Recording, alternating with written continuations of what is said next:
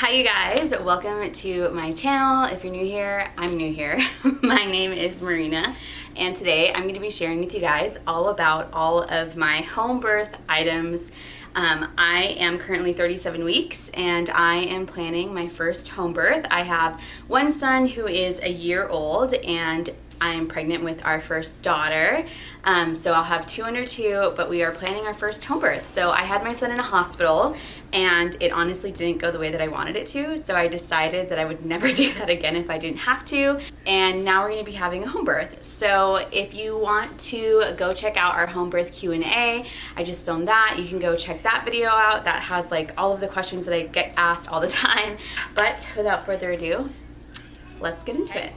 So you don't actually need too much. Your midwife is going to provide you with a birth kit. So the cool thing about this is my midwife has her own website.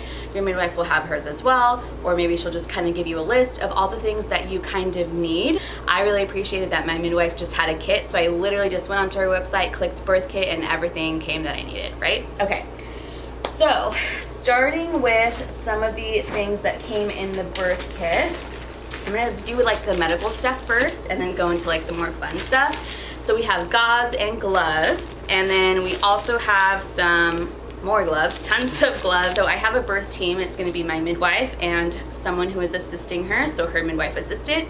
And then I also have a doula. If my doula is gonna be here for all of my emotional support, and my midwife is like your doctor basically. So we have gauze and gloves. We have a peri bottle. We have some surgical scissors so that we can cut the umbilical cord. These little swabs. So these swabs are actually to test the amniotic fluid. So if I feel like my water has broken but my midwife isn't here yet, we have these so that she'll say like, okay, dip that in your fluid, and if it turns this color, then it's amniotic fluid. If it turns this color, then it's pee. This is so nice. This alone at the hospital took 2 hours. When I was pregnant with Micah, my water broke like the movies. Like it literally just broke everywhere, which is like what they say that doesn't happen. Totally happened to me. And when we went to the hospital, I was like, I know I'm leaking amniotic fluid. Like I'm not peeing. Every time I take a step, water is coming out. And it took them 2 hours to come back and say like, oh yeah, that's amniotic fluid. So I'm so happy to have this because it's instant and I can do it myself. And then we also have, this is awesome, the perineal cold pack. So I didn't actually get these in the hospital. I'm glad they came in the birth kit, but basically what you do is it's like a compress that you'll put into your pad, and then you just kind of like break it up just like an icy hot kind of pad, and then it just like is such a cooling sensation and will really help with like the swelling that's happening. So that's nice. Okay, so we also have this blanket, and this blanket is super special to us because this is actually something that we brought home from the hospital when Micah was born. That's my son, Micah. When he was born, they had this in his little, like that little plastic bed type thing that they put the babies in. This was like what was lining it. So this was like the first thing that he went into. We have the same thing for baby girl. We're gonna obviously have like a swaddle to go over it, but just to like have this there with her is like really special and sentimental for me. Okay, so this is our hose. This is going to attach from my sink to my birth pole. So the really cool thing about home birth is that you can choose where you want to give birth. You don't have to give birth laying down on a bed, which is, by the way, the worst position that you can be in to give birth to your baby. Your baby has less room to move. You have less room to move as well. And more than likely, if you are laying on the bed, it's just going to be a lot harder to push that baby out. It's just like not the way that we were meant to birth. A lot of women, if you look at indigenous cultures and just like how women have been birthing since the beginning of time, they're usually in squatting positions. So using gravity to help you is definitely going to help push that baby out, and so will being in water. Being in water is going to help you feel like weightless and just take a lot of that pressure off of your back and your legs.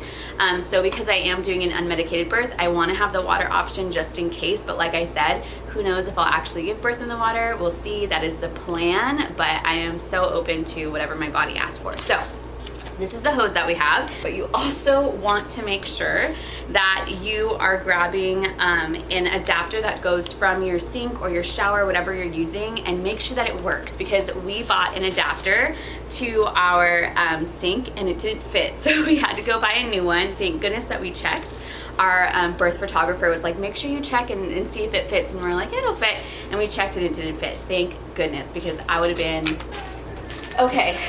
So the next thing that we have is this liner. If you are buying your own birth pool, then you don't need to grab a liner, but I am going to be using the one that my midwife is providing to me, so I need to have a liner. You can just grab this off of Amazon, or it will probably be linked in her birth kit as well. So this is what the birthing pool looks like, by the way.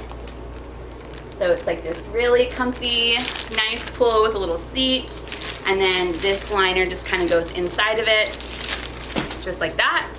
These are just some plain white Walmart sheets, and what you want these for is to put on top of your bed. So we have this, and let's see if I have it in here.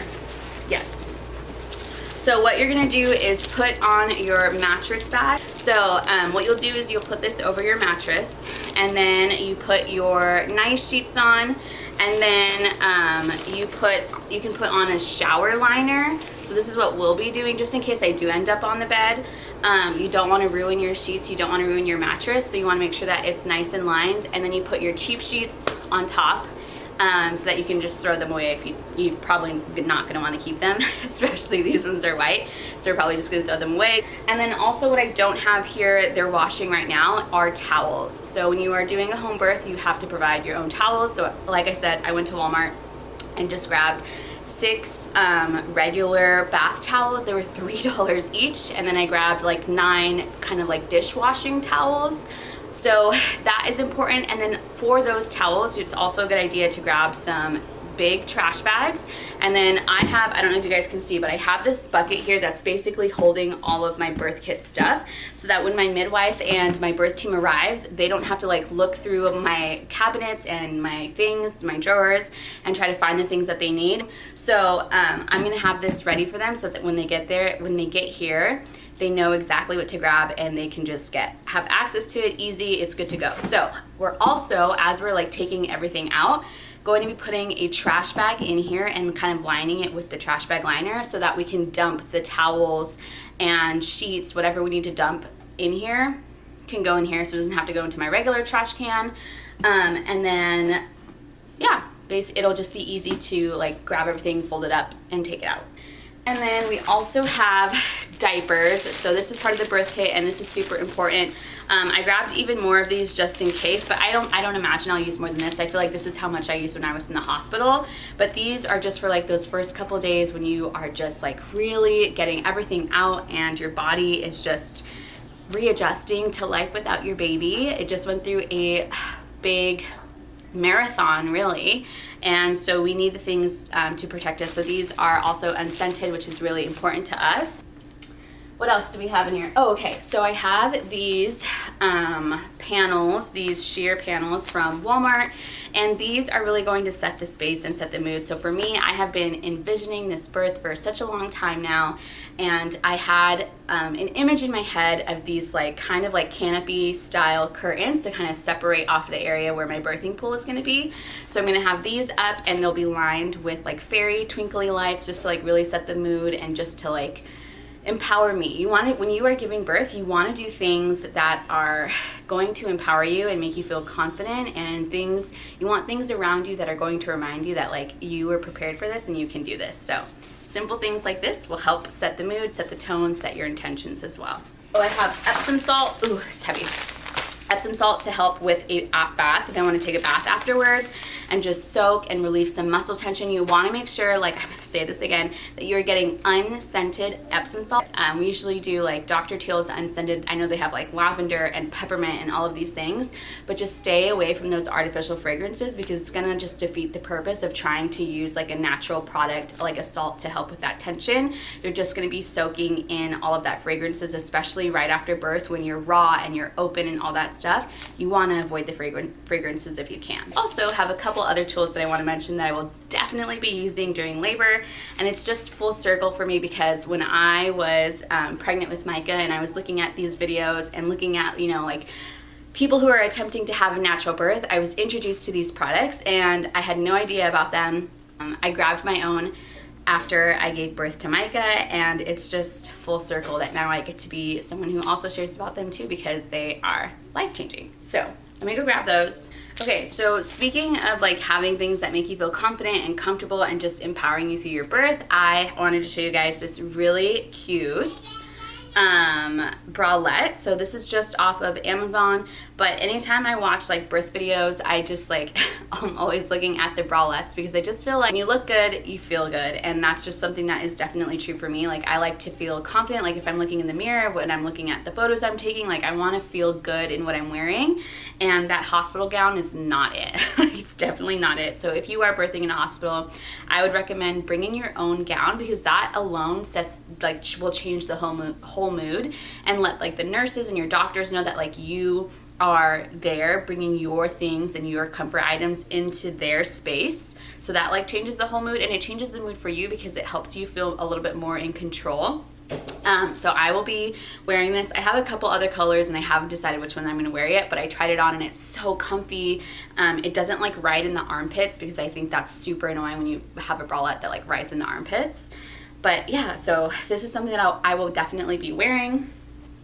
Okay, so now onto the items that I'm going to be using for emotional support, for some physical support if I start to get nauseous. We try to keep things as natural as possible. I just feel like my body thrives that way. This pregnancy compared to my last pregnancy has been complete opposite. I just had so many more aches and pains and allergies and needed Tylenol for so many different things with my first pregnancy that I just have not experienced this pregnancy, and I really feel like it has to do with being so much more intentional about the products that I'm using for my body. So some of the things that I'm going to be using are some of my oils. So we use Young Living oils.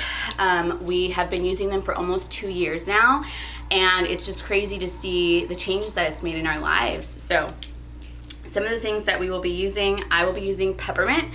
So peppermint is amazing for nausea and it's amazing for head tension. So if I start to feel head tension or nausea, I can just take a drop onto my finger and rub that onto the base of my neck, onto my temples. And this is what I used honestly all in my first trimester when I was really dealing with nausea. It just like immediately like wakes you up and takes it away. So that's really nice to have. Peppermint.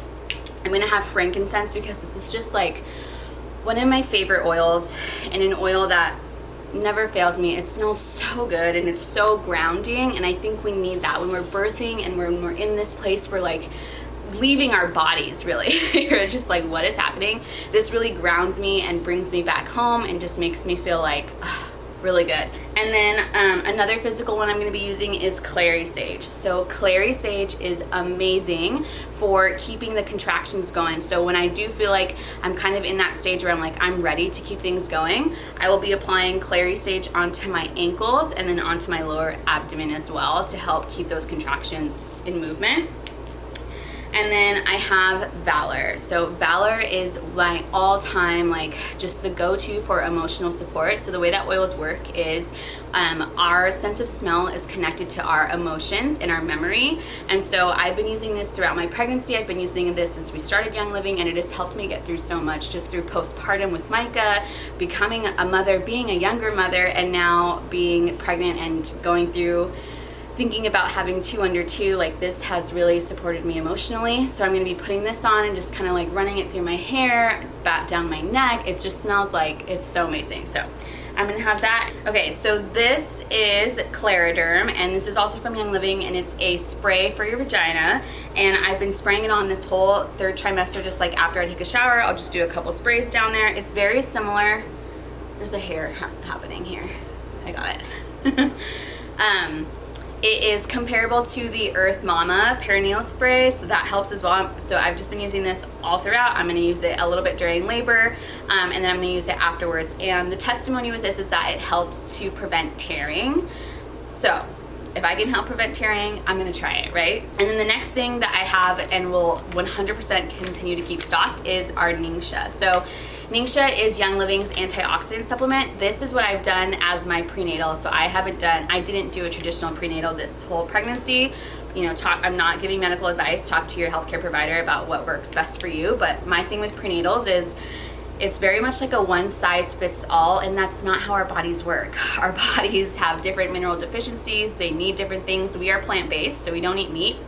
and I've needed different things to help support my iron levels, my protein levels, my vitamin D, all of these things, right? So I love, love, love having Ningxia. I'm gonna make these into popsicles so that when I am birthing, I can like have a nice cold popsicle in my mouth. I can have like a Ningxia juice. Love this. So like I said, antioxidant support. It's made with the Ningxia wolfberry, which is the highest antioxidant fruit in the world, which is pretty cool.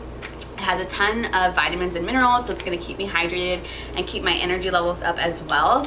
If you're in a hospital, you don't have to just have ice chips, okay? Let me say that again. They cannot force you to not eat or drink, and a lot of the times what they're doing is prepping you for emergency surgery. So if something happens and you have to go back for an emergency C-section, they don't want you to have fluids or food in your system. So you can completely avoid that, and you can say no. You can say no. I think that is the biggest thing that I wish I knew back then, is that I had the option to say no. And I know it's intimidating because like a lot of the times we don't feel safe, we don't feel comfort, like in a hospital setting surrounded by a bunch of nurses and different doctors, right? But you have all of the power, and this is your birth, and you can say no. So I wish I was ballsy enough to say I would need a freaking smoothie. I've been in labor for 15 hours when I was in labor with Micah, and like I need water. Like this is crazy. You're starving me. I need to hydrate. So just remember that you can say no and that they can't force you to not eat or drink. And I think that wraps it up, you guys. I hope this was super helpful. If it was, please like and subscribe and help me grow this channel and just continue to be a voice and an advocate for all things birth and natural wellness and just motherhood. So I'm really excited to continue to keep sharing with you guys, and I hope this was helpful. See you next time.